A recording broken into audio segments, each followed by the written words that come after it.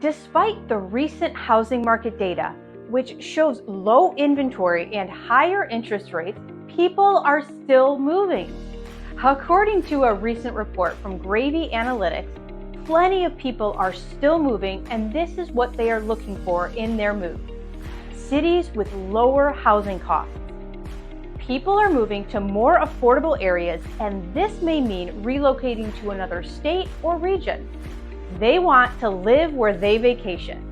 We've all heard the expression, live where you play, and that is what people are looking for.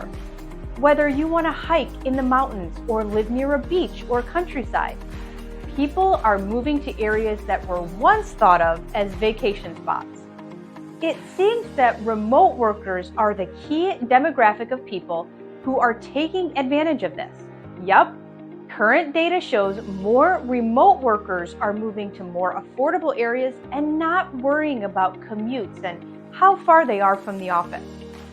Bottom line, lots of people are still moving today despite current challenges. If you want help navigating your next move, reach out to my team and we'll help you find your ideal home and location.